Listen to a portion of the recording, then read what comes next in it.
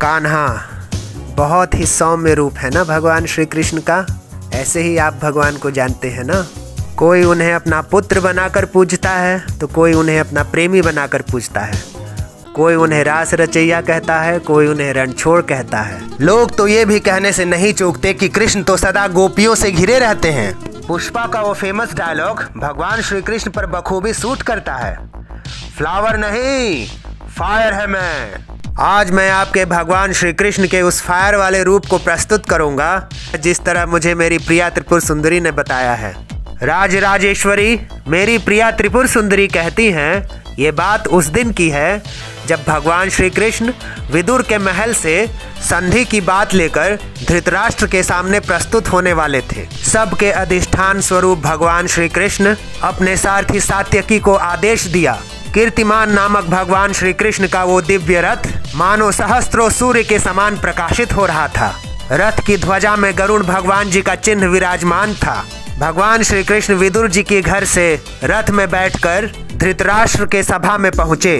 अलसी के फूल के भांति मनोहर कांति है भगवान श्री कृष्ण की, श्याम कांति। और वो जो भगवान श्री कृष्ण की श्यामता है वो इस सृष्टि में कहीं आपको देखने को नहीं मिलेगी। पीताम्बर बिजलियों के जैसी कांति, ऐसा पीताम्बर धारण किए हुए बड़ा ही सुंदर स्वरूप, अद्भुत कांति।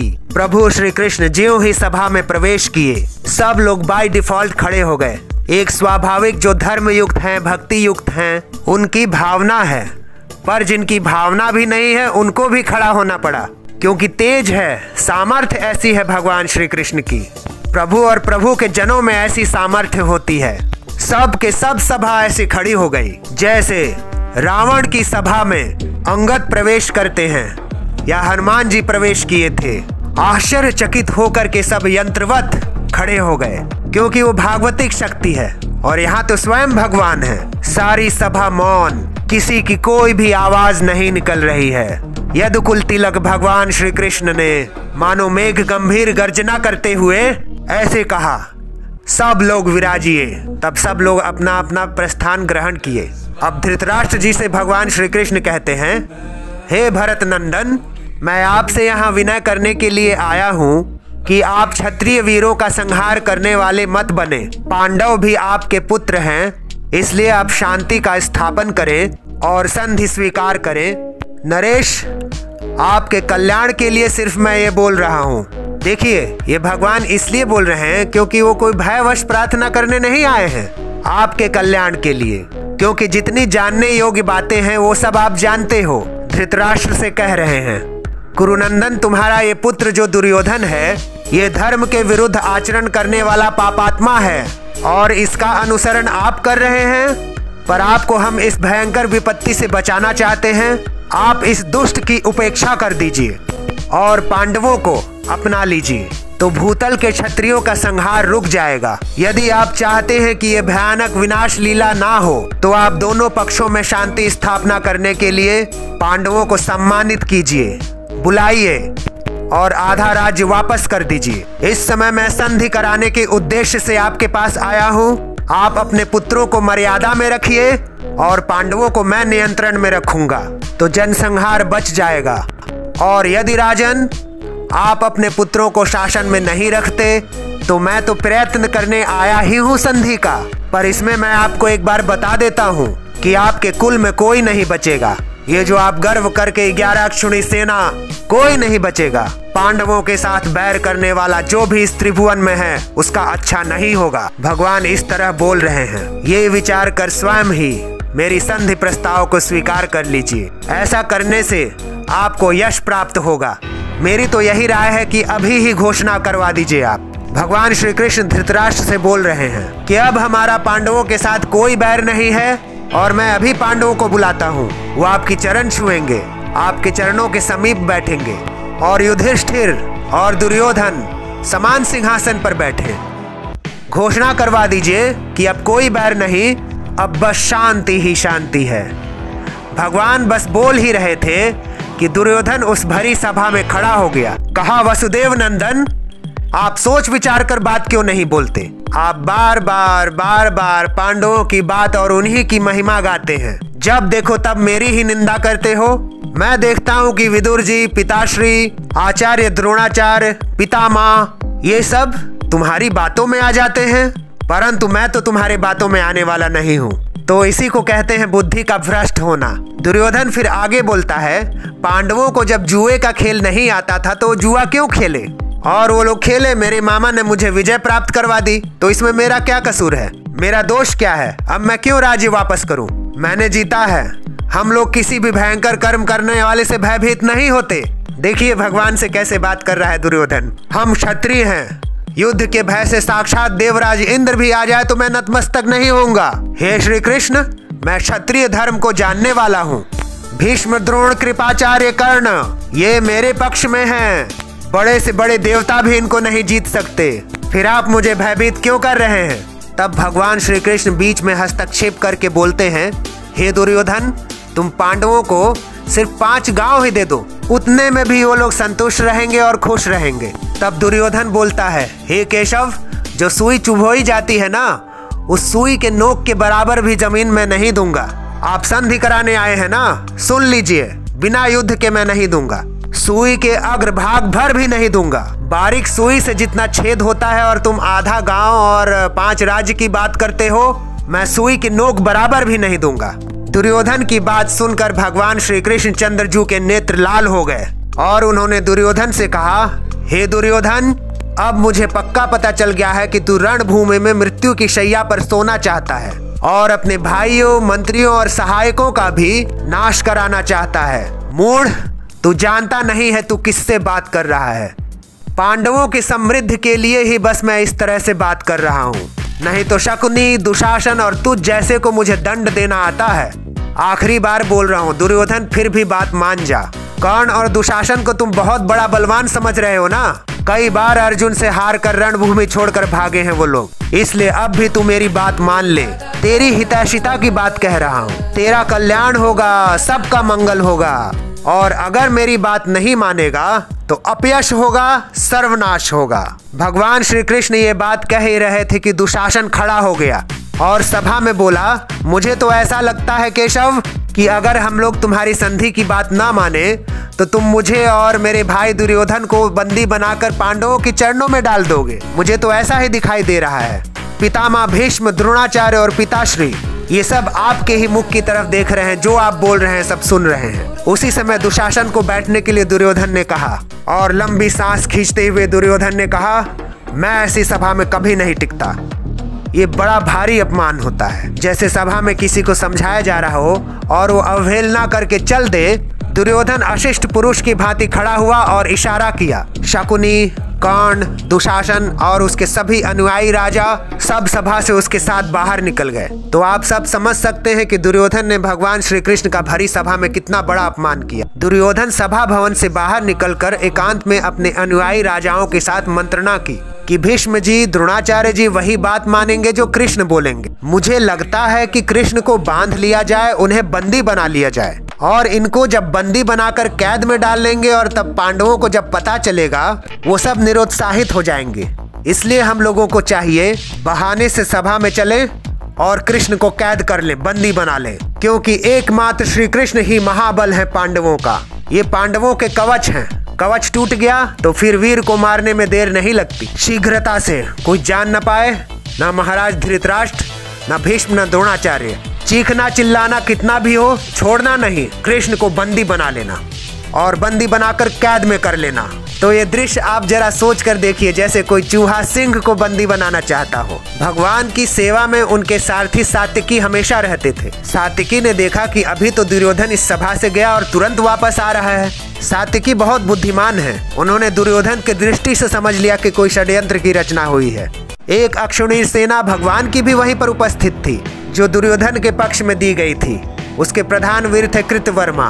सात्विकी ने कृतवर्मा को इशारा करते हुए कहा कि अब दरवाजे पर ही खड़े रहना, अगर दुर्योधन ने कुछ गड़बड़ किया तो एक अक्षुणी सेना तो अपनी है ही। सात्विकी सभा में गए और भगवान श्री कृष्ण से मुस्कुराते हुए इशारों में कहा कि आपको सावधानी की जरूरत है, ये लोग षड्यंत्र रच रहे हैं। साधु पुरुषों द्वारा जो सम्माननीय विषय है वो इस सभा में नहीं होने वाला है। ऐसे इशारे से सात्विकी ने भगवान कृष्ण को कहा और फिर मुख से बोलते हुए कहा जैसे कोई बालक जलती हुई आग को कपड़ों से पकड़ना चाहता हो, ऐसे ही ये दुर्बुद्धि कौरव हमें लगता है हमारे प्रभु वासुदेव को बंदी बनाना चाहते हैं। सात्यकी का वचन सुनकर विदुर जी घबरा कर खड़े हो गए। धृतराष्ट्र से कहा, महाराज महाराज सावधान, ये जो यहाँ सुनने में आ रहा है, अगर जरा भी ऐसा कुछ है तो आप सावधान हो जाइए, तत्काल होश में हो जाइए, नहीं तो कमल नयन श्री कृष्ण का तिरस्कार अभी पूरी सभा को नष्ट कर देगा।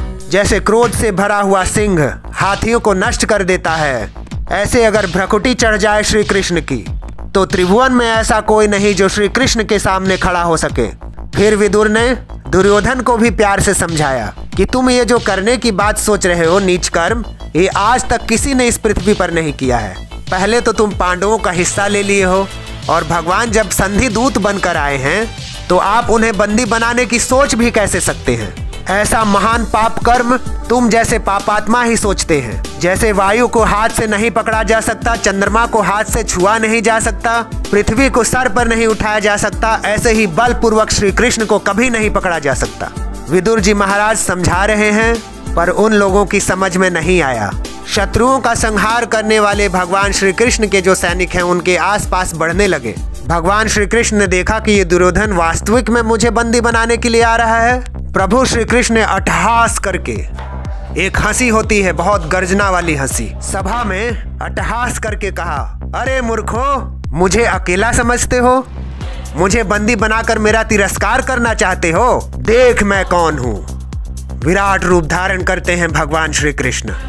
ज्यों ही भगवान ऐसा बोले, भगवान के अनंतों शरीर प्रकट होने लगे। विराट रूप पहला उस सभा में, फिर विस्तार होने लगा उनके शरीर का, और उनके शरीर से अग्नि की ऐसी ज्वालाएं प्रकट होने लगी। आदित्य, साध्य, वसु, अश्विनी कुमार, सारे मरुदगण, देव, यक्ष, गंधर्व, नाग, राक्षस सब भगवान के अंगों में प्रकट होने लगे। लोकपाल जितने सब भगवान श्री कृष्ण को देखकर कांप रहे हैं। भीष्म जी, द्रोणाचार्य, विदुर, जिन जिन को भगवान ने दिव्य दृष्टि दी है वही उनको देख करके सहन कर पा रहे हैं, और जितने और राजा वहां हैं सब मूर्छित हो रहे हैं। एक तरफ दाहिनी भुजा से भगवान बलराम जी और बाईं भुजा से अर्जुन गांडीवधारी धनुष धारण करते हुए, भीमसेन, युधिष्ठिर, नकुल, सहदेव, अभिमन्यु, प्रद्युम्न, अंधी वंशक, विष्णु वंशक, जितने भी महान बलशाली सब भगवान के अंगों में प्रकट हो रहे हैं। शंख, चक्र, गदा, शक्ति, सारंग, धनुष, हल, नंदक, खड्ग, सारे दिव्यास्त्र प्रकट हो रहे हैं।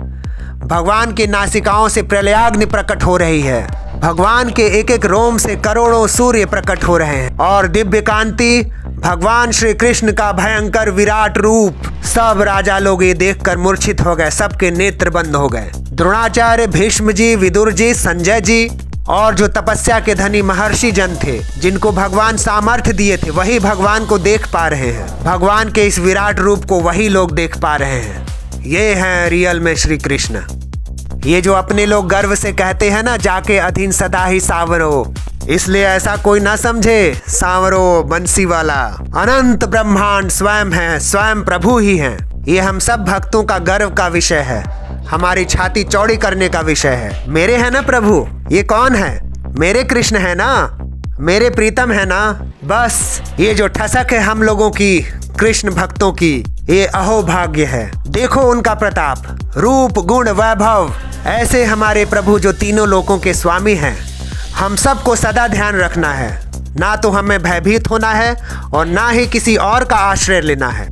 एकमात्र केवल भगवान श्री कृष्ण चंद्र जी का, अपने युगल सरकार का सिर्फ आश्रय लेना है और उनका सुमिरन करना है, चाहे जैसे बने, उनके नाम से या पद गायन से या भजन से, चाहे लीला कथा श्रवण से, गायन से, चाहे चिंतन से।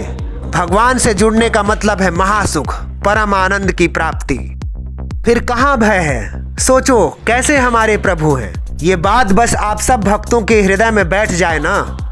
हमारे प्रभु को देखो कितना बल है, कितने महान हैं, बलशाली हैं। क्या अब हमें किसी की जरूरत है? किसी संरक्षक, किसी अंगरक्षक, किसी की भी जरूरत नहीं है, या किसी सहयोगी की, किसी की भी जरूरत नहीं है। मेरे प्रभु, वेद कहता है, ओम सहस्त्रशीर्षा पुरुष सहस्त्राक्ष सहस्त्रातपात स भूमि सर्वतः स्पृत्वा अत्यतिष्ठ दशांगूलम। ऐसे महान होते हुए भी इतने विराट है प्रभु की सब उन्हीं में समाया हुआ है। इस ब्रह्मांड में कोई एक कण ना हो जहां वो ना हो। इतने छोटे हैं अणुयान, इतने बड़े हैं महतो महियान। ऐसे प्रभु का मैं दास हूँ। भला ऐसा दासत्व हृदय में धारण करने के बाद क्या किसी के सामने गिड़गिड़ाने की जरूरत है? आप खुद सोचिए। किसी से सहारा मांगने की जरूरत है या किसी पॉलिटिशियन को फोन मिलाने की जरूरत है? अरे आश्चर्य की बात बताता हूँ आपको, जो सामर्थ्य प्रभु पर विश्वास कर लेने में है वो किसी भी साधना में नहीं है। ये मेरी बात आपको जल्दी समझ में नहीं आएगी, और अगर आ जाए तो आपको फिर कुछ करना ही नहीं है। सच में कुछ नहीं करना है, बस आप बैठे रहिए, सब प्रभु कर देंगे। श्री कृष्ण हम सब के हृदय में चतुर्भुज रूप से निवास करते हैं। इसलिए मैं आप सबको हमेशा कहता हूँ कि आप जो कुछ भी खाते हैं बहुत सोच समझ कर खाइए। भगवान को फील करिए, उनको टॉर्चर नहीं होना चाहिए। साक्षात रूप में हमारे हृदय में वास करते हैं इतने महान प्रभु जो तीनों लोकों के स्वामी हैं। इसलिए ये बात बैठा लीजिए अपने हृदय में। अब मुझे किसका भरोसा चाहिए, किसका आश्रय चाहिए? हमारे तो ऐसे बलशाली प्रीतम हैं, ऐसे प्रीतम जो प्यारी जू राधा रानी के अधीन है। अगर हमारी राधा रानी थोड़ा सा बस भ्रकुटी बंद कर लें तो ये महाराज श्री कृष्ण जिनकी बात आप मुझसे सुन रहे हैं, ये बड़े बड़े लोकपाल देवता सब उनको देखकर कांपते रहते हैं। भगवान के इस विराट रूप को देख करके वो हमारे प्रभु, हमारे प्रीतम बस भक्तों के अधीन होते हैं और कोई दूसरा उपाय नहीं है। भक्तों के प्रणति होकर उनकी कृपा प्रसाद के लिए। इसलिए मैं कहूँगा बहुत अच्छा अवसर मिला है आप सबको। ये मानव जीवन जो मिला है मोक्ष प्राप्त करने के लिए मिला है, भोग भोगने के लिए नहीं। सब कुछ छोड़कर भगवान श्री कृष्ण के चरणों में चले जाइए। जय श्री हरि। ओम नमो भगवते वासुदेवाय। श्री कृष्णाय वासुदेवाय हरे परमात्मने प्रणतः क्लेशनाशाय गोविंदाय नमो नमः।